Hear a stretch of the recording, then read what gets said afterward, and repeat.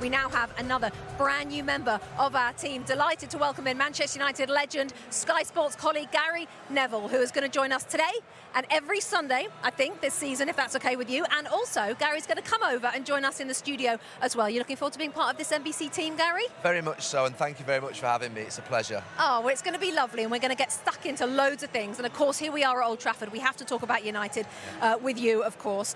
You said, I think it was yesterday, I saw you say that you're quietly optimistic. Why? Just the nature of being a United fan, the start of a season, I think every fan should be optimistic. The fact that I think they've made signings a little bit more smoothly this season, I think that it looks like the operation of the club's getting better.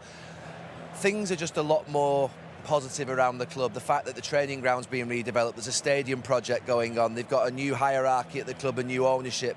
So the, I suppose, negligence and poor decision-making and recklessness in the recruitment over the last 10 years, it's being disrupted. OK, so it feels better all round, the vibes are better. OK. Saying that, Gary, you have to put some building blocks in place. This team at times are too easy to play against. Regardless of whatever challenge they've got, they're too... How is he going to address that? Do the team have to press a little bit more? I mean, the fact that last season they had 670 shots against them is an embarrassment. I mean, one shot against you, you should feel disappointed. They kept leaving Casemiro isolated in midfield on his own. Man UTD deals with that. They're going to play with Mount and Fernandes in front of them tonight, so they're almost putting like a barrier in front of sort of the defence to be able to block them. They haven't got a lot of pace in centre-back. So, look, I think they'll be more solid. He's addressed that. We've just done an interview with him over there now, and he knows that he's got to be a lot more solid this season. There's no way they can be as easy to play against. I mean, that is the biggest... You know, we're at United for many, many years. You have to be tough to beat. That's number one rule, and they haven't been, so he's got to address that. And I think the performances against City, I think, have given them something to sort of hang the hat on a little bit. Guys, let me ask you this. You're optimistic. You won 8 Premier League titles here.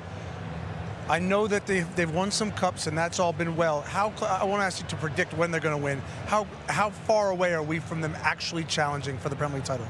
Oh, I don't think we're anywhere near that stage yet. I think the fact of me being more optimistic is that there's been some changes made. I feel that there's a little bit more optimism in the club. They're making big changes off the pitch and on it. But I think there's going to be some pain along the way, and we want to be really clear. If Erik ten Hag starts this season in the same way as he did last season, he'll be under pressure in October and could lose his job, and I think he knows that. He's fortunate still to be here. Just back on the football, you talk about how important it is to be defensively strong and more compact, but there's a sense that it's going to be more expansive. There's going to be more front foot. They're going to dominate games a lot more with possession and territory.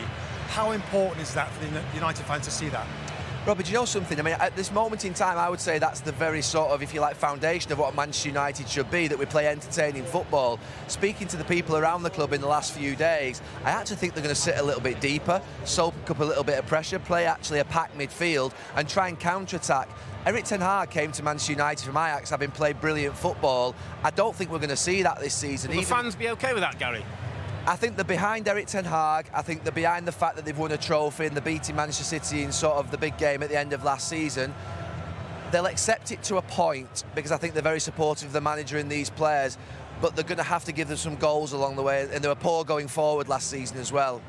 Gary, just before you go, give us one name of all the recruitment this summer. Which, out of all the players that have come into Old Trafford, interests you, excites you most? I think De Ligt is the one that intrigues me most because he's obviously played at some big clubs. He's similar to Maguire, so I'm interested to know how that's going to work. Is it going to be De Ligt and Martinez? Are they going to go to 3 at the back? Because they've got 6 centre-backs, so is he going to change shape at some point?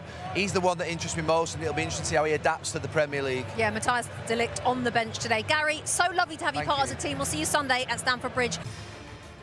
Hi there, I'm Rebecca Lowe, studio host for NBC's coverage of the Premier League. Don't forget to hit subscribe to watch more videos all season long. And for even more Premier League content, from original series to live matches, head over to Peacock. And be sure to tune in for Premier League mornings every weekend on USA Network and on Peacock. We will see you there.